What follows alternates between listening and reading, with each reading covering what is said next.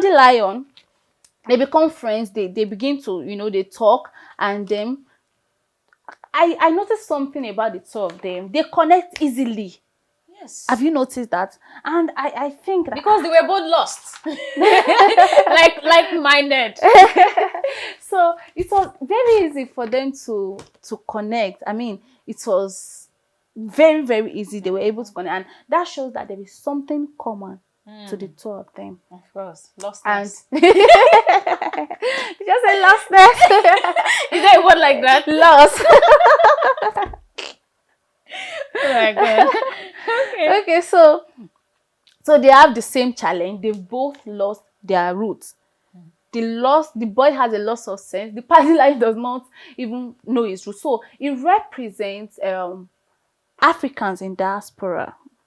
And I'm going to explain that. Okay. I'm going to give facts. Now let's look at this illustration. The Pandylion is also black. Okay. In the second illustration, you see, his color is black.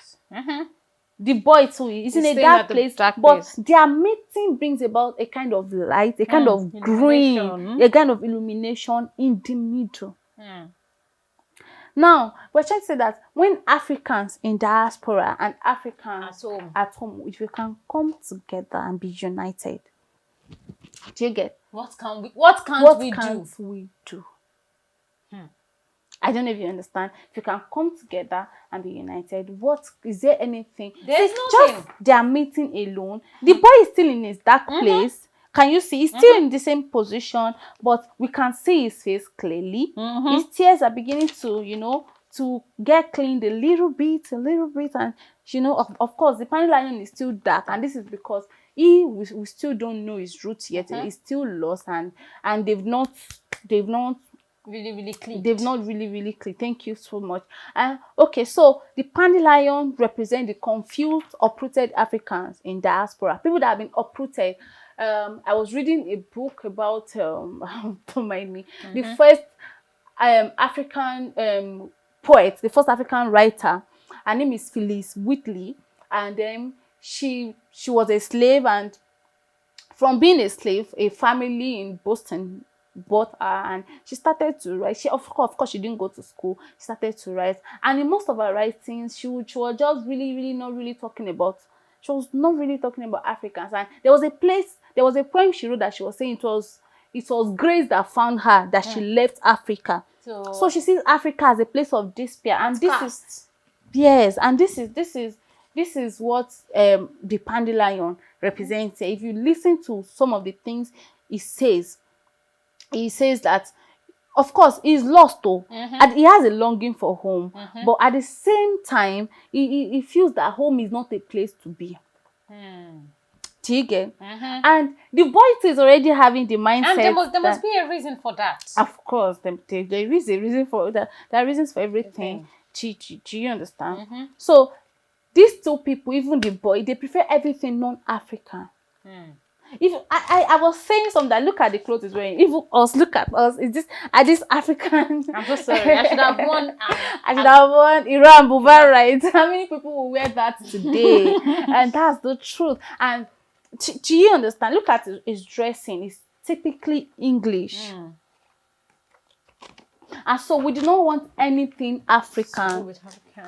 Even our African land. Even our African land. If it's possible for us to just bring, the Canada, US, and just bring everybody will just want to talk like them, yes, act like them, talk dress like them, them, want to act like them, want to dress like them. And the writer is trying to say, come home. Come home, Africa. We can do this. Don't be a prodigal child. Yes, don't be a prodigal child. At the end of the prodigal child still came. Yes, the prodigal child still came. Okay, so the Pandylion then comforts the boy with food parcels. He says, "Don't cry. I'll give you food and all." Do you get? The Pandylion comforts the boy with food parcel, and that food parcel is very symbolic. If you note, I think it says there's a place that we talk about the food: chicken legs, chicken wings, hard-boiled eggs, which goes so well with chicken legs, burgers, meatballs, which are the same, But I can only hear chicken. which are the same. You can only hear chicken. chicken. Okay, so they are all the same, and he gets these things and he tries to give the boy. Now, I would this food parcel, I would call it, you know, those things, I would call it the goody of the abroad life. I know. The goods, the security is there, job security, things are just working, so to say, in that place. And I'm sure it's because they work towards it. They work towards it, and because we were part of those who worked. That's what I'm saying, Biola. We I in see Africa, we have the means to Yes. feed. Yes. Like Nigeria is just, Yeah. Africa is just so blessed. Yes. And I say I haven't talked about the title. Please let me. I want The to talk author, the right? author. I really Okay. want to talk about the author. Yeah, don't worry. I'll remind you. Please do. Okay. So so this food We're talking about parcel the that food, is being the left goodies. behind, you know, that we talked about the surface level, and this is the goodies, the things that attract us. Remember, it attracted the boy. Say, I don't know you, I'm not. Say, I will give you nice. I got nice food parcel today, and that's actually. Do you want to?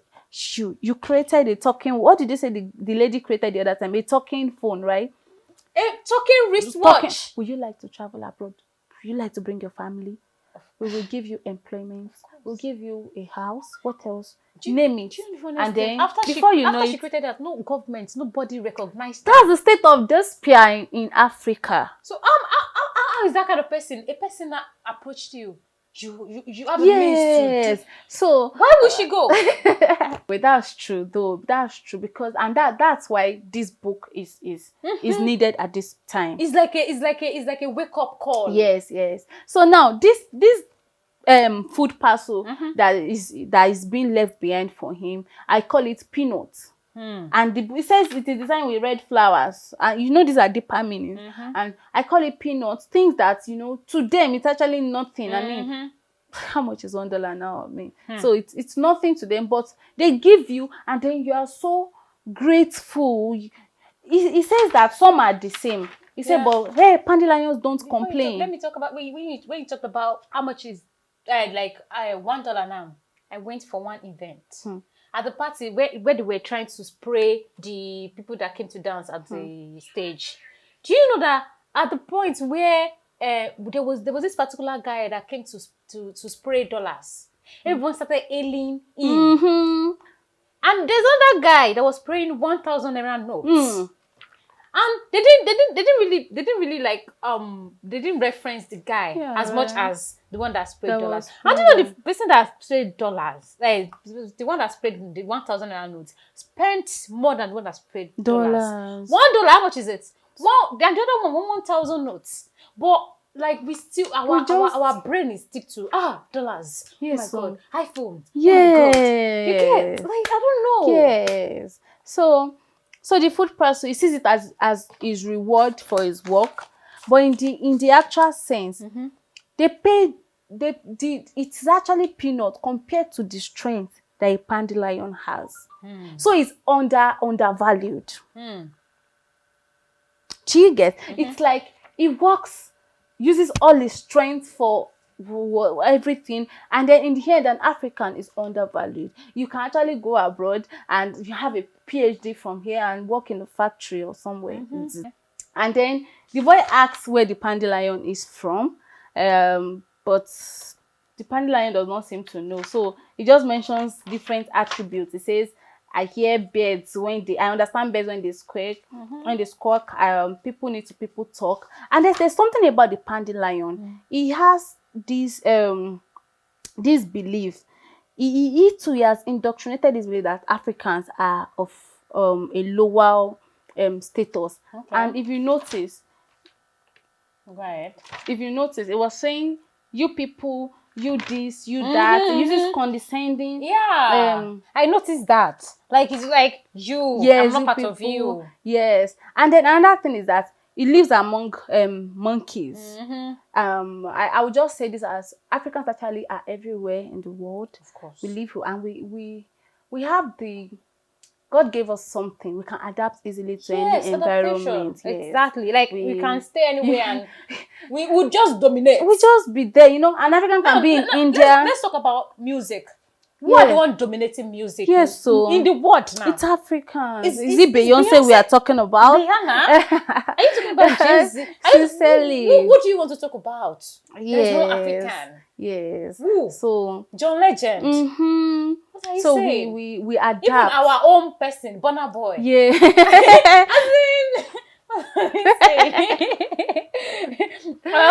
Because we're talking about them, diaspora, and we are dominating. We are dominating, and Burna Boy left here to go and get. Do you know? I saw a video recently of Korean making Afro pop. Afro pop. Like, can you imagine? Like, can you try to imagine how Koreans would try to make Afro beats? Afro beats. Like, that means we are dominating. Yes, exactly. So Africans are, but then we tend to adapt a lot. We adapt everywhere we go, and then we listen a lot. It says it listens, and people take that listening for silence, and they mistake it for weakness. And a panda is a calm creature, so it is easy for you to think that this person is weak, but Africans are actually not weak.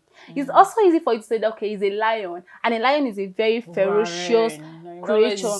And then from the qualities of a lion that I know, a lion we have a pride of lion. They actually move in groups. But here is someone living among monkeys. He has been uprooted. Yeah.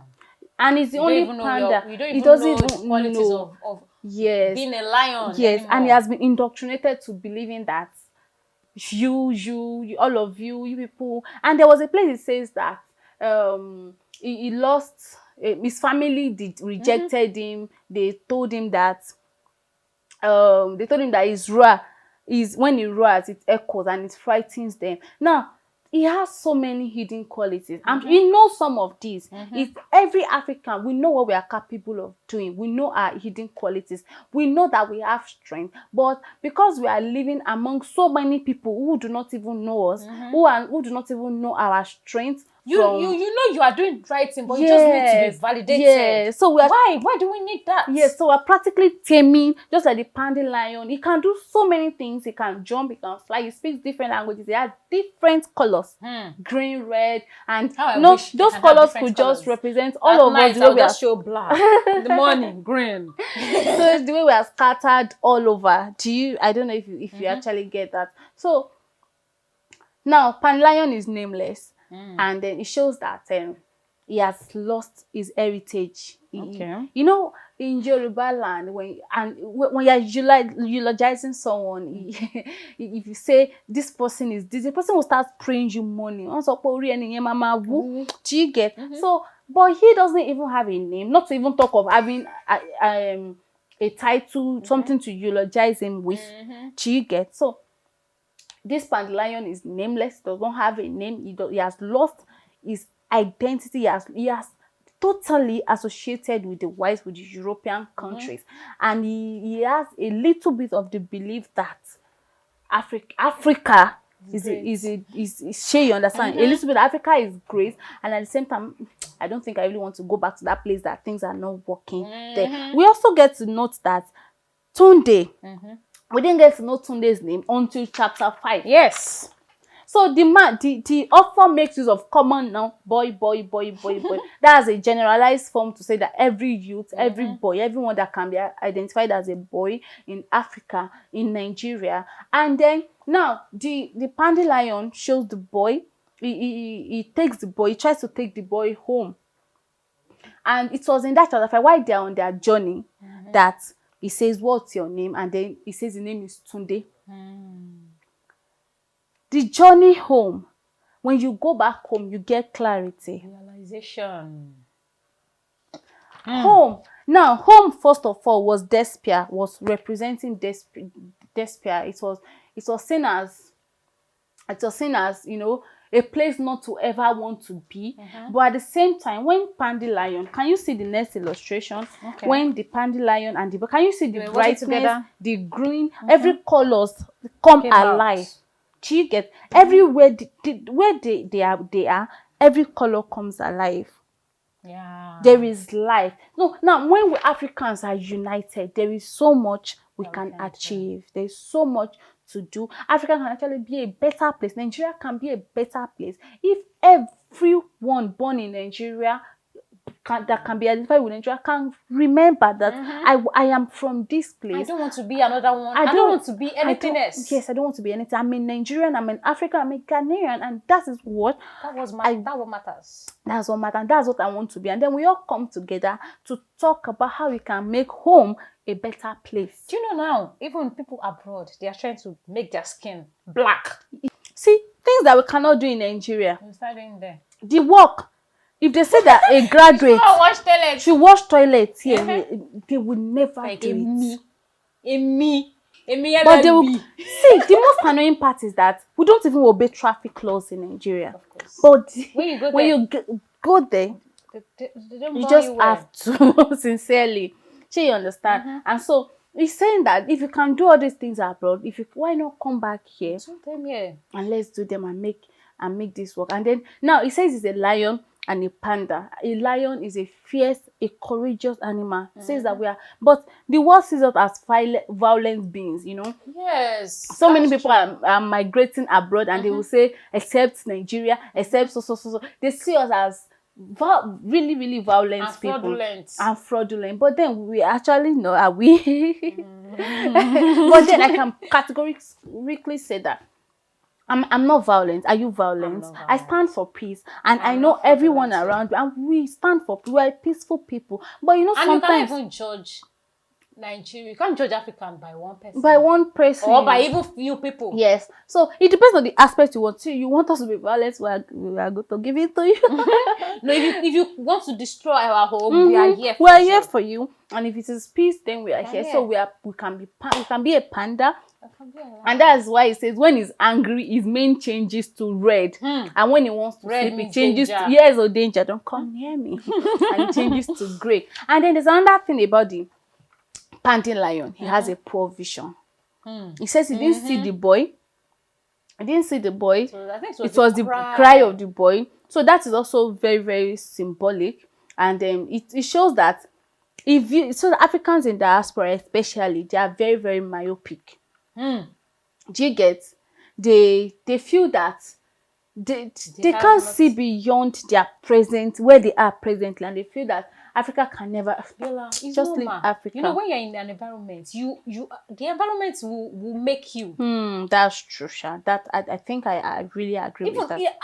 However, if you try to see, like the author now, he is not in Nigeria, but he's trying. Now he's able to actually write this because he is there. He has experienced the life of Africans and the way we live, the way we treat ourselves, even abroad, and the fact that when we actually decide to be kind, we're actually a very, very good people. Yeah. And then there's something else. The Pandylion speaks so many languages. Do you know that if you want to travel to Germany, we have to learn German? You want to travel to specific countries, you have to learn their country. Do you know the length of things people in Nigeria or Africa has done because they want to travel? Because they want to travel. Do you know the things they've done?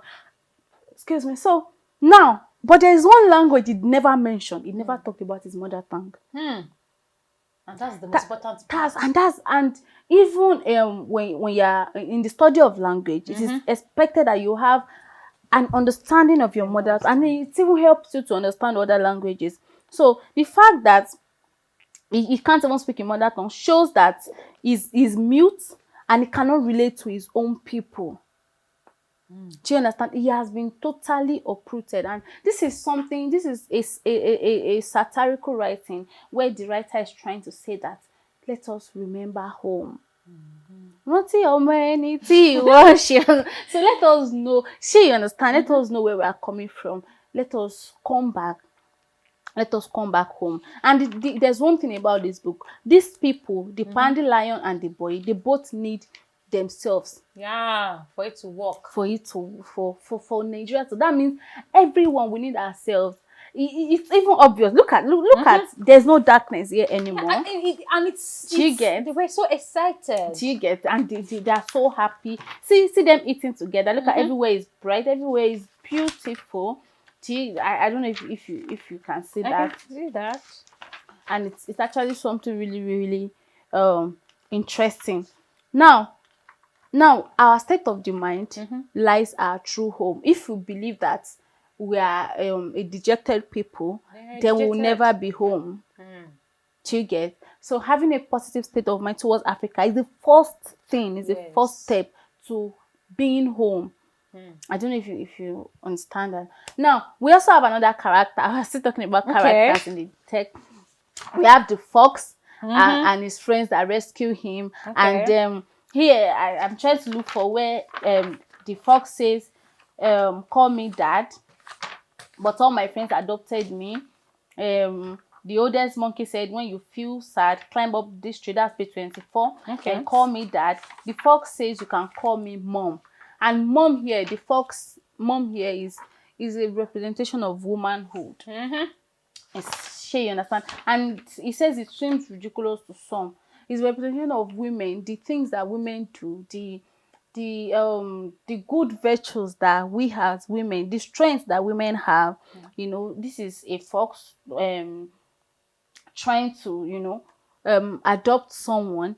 Call me mom. And it embodies, it's like the poet saying, kudos to women. If you're a woman, then I give it to you. You're doing well, and don't dare. I'm saying it to you now. Even the word mom. Yes. It's something. Don't dare think of giving up. You're doing so well. You're doing wonderfully well. You're doing great. And I just think the writer is encouraging you that you should keep it up.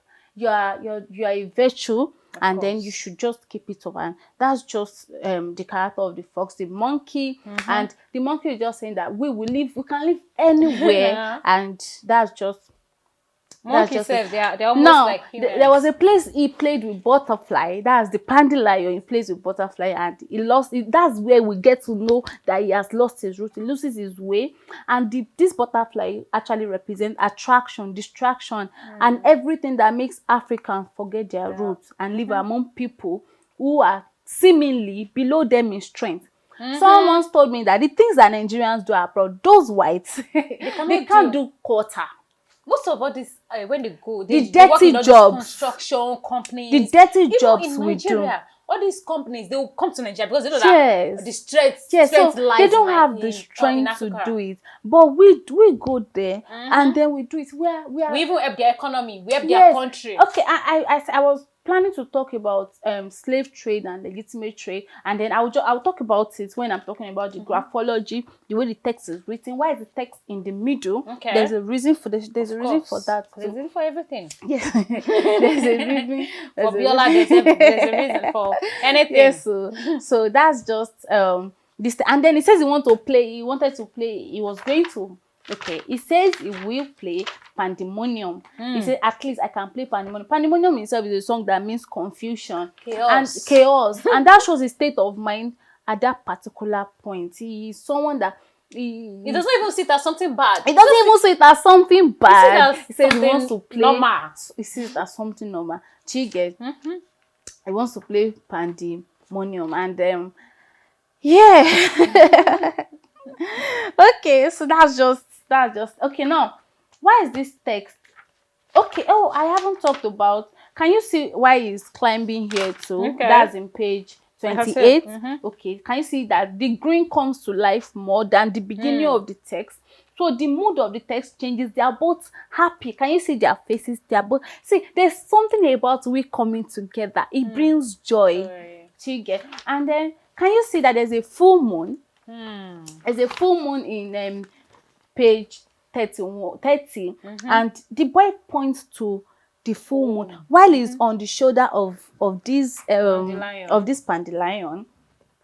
We see a full moon. Do you get? And that full moon shows hope. It shows answers to prayers. It's saying that look at that light. Something there. Look at the light. That is already on his way home. Can we see houses? And there is moon at home. And that's actually where we get to know his name. And then the last part, he sees double rainbows, and he smiled. This is the first time he's going to see rainbow. Was it when he woke up? When he woke up.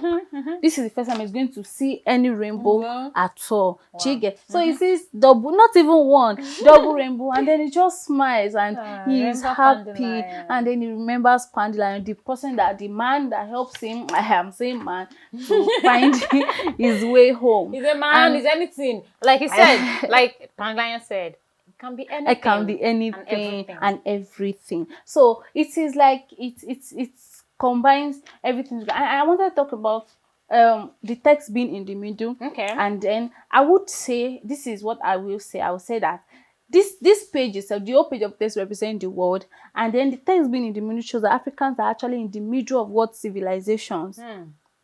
Africans, in fact, when during industrialization, when this industrialization started, these people would come to Africa, pick our raw materials, go there and use it to build, and we will still go and build it for them, and we go and then we will now buy it for them. So in the end, sincerely, I mean, we have cocoa in this part of the world. Do you know how much they sell? Are we not buying petrol? Are we not buying fuel? So we are at the center of everything the world throws at us. And this makes us everything. Yes, we have everything, but we're incapacitated. Do you get? I've never seen any land in Nigeria or in Africa. Let me say Nigeria in particular, that if you plant something in front of your house, it will grow. And we are still hungry. Yes, and we are still hungry. Like if you just plant something, it's in front of your house, like this. Yes, it will grow. So I see that. So it shows that Africans are incapacitated, but at the same time there is light at the end of the tunnel. There is a rainbow waiting for us when we come together, when we come together, when we forget that, okay, we know that things are not working as they ought to, but then we can always work together, try to find practical solutions to our problem, stop trying to run away from responsibility, and stop blaming people. And stop blaming people. We are practically trying to run away, and that's why we are incapacitated. We are running away every time from responsibility. So he is saying, stop trying to run away. Let's make this work. And then we have figures of speech. Yes, I've been talking. Figure of speech. We have simile. Like, you know, the main figure of speech here. Yes, the main figure. The title itself is, okay, so I was going to talk, is a metaphor. It's an extended metaphor of the African state. You say the lost boy. Loss is a loss of hope, a loss of the mind, and the Pandylion. Now, Anonymous, like all of them, that's the author. Like all of them, if you notice, Anonymous, like all of them, there's no space there. That's what the author decides to use. Yes. And it shows that the author is trying to identify himself with other Africans who have, toiled for the progress of Africa. Chige. Now, the writer is saying he's anonymous. He's nameless. Yes, just like Pandylion. Just like the Pandylion is nameless, just like the boy, Tunde is nameless at the beginning. Until he finds his way home. Do you get? So the thing is, we've toiled so hard for the development of Africa. Even in the world markets, they are taking things from this place, taking it outside, and the outside world is being developed. But then, this place is just like a dumping ground for all sorts of things. It is. So, even environmentally. So they'll bring cars being used there. Being used there. And it is this what they'll bring it here. Our own people will be doing. They will be buga. So now he's trying to identify with people like Tafa Balewa, people like Abiola, who are hoping. I'm sure in their sleep they are hoping and thinking that Africa will be better. There's a part of Nigeria's national anthem that says, "Arise, O compatriots, Nigeria's call obey, to serve our heroes." Is it to serve our heroes? To serve our heroes past. Yes, to serve our heroes past. So he's identifying himself with those heroes, with Africa, with all of them. And it also depicts a state of the mind that shows that Africans are nameless until we identify home. When we identify name, I'm sure probably when we identify his name, we change. I'm sure we will get to know his real name, but then let's identify who. Of course. Okay, so the figure of speech, we have simile that first of all, we know it's an allegory. It's also metaphoric. The story itself is a metaphoric representation of the African plight. The characters are metaphoric. The setting is in magical forest, and that is metaphoric. And we have the structure of the text is written in a poetic form, and it's also very rhythmic, and this accounts for the end rhymes at the end of the text. And then it starts with a sad mood and then ends in its as we go on, the mood begins to lighten up. You get to know that, okay, the things are actually unraveling, things are happening. And then there are other metaphoric expressions. I can eat up a language, that's the Pandylion, page 5. It says a walking rainbow. Similarly, we have like a bacon sandwich. We have tiny as meerkats. We have huge as a hippopotamus, and that's page 13. Okay, so, and that's just what we have about the Pandylion. We have repetition, please. We have rhetorical question. I think I mentioned that. And let's go home. Yes, let's go home. I know you guys are already fascinated. I think, well, I'm sure whether you were holding a popcorn or drink, I'm sure you'd have exhausted that by now, because you could see. I told you guys you were not ready, but you are still not ready until you get one of this. Yes, I want to challenge every one of you. I want to challenge you. Get one, read, then you have your own analysis. If you're watching from YouTube, comment, like, subscribe. Put your own illustrations there, your own, what's your opinion, your, what do you call it? Your view. Criticize it, put it there. I will read it. We'll check it out. Yes, we'll check it out. I will be glad to respond. Of course. Be glad to respond. Of course, if you're watching from YouTube. And you should like our page, subscribe to our channel, and God bless you. God bless Africa. Thank you. God bless Africa. Yeah. Bye.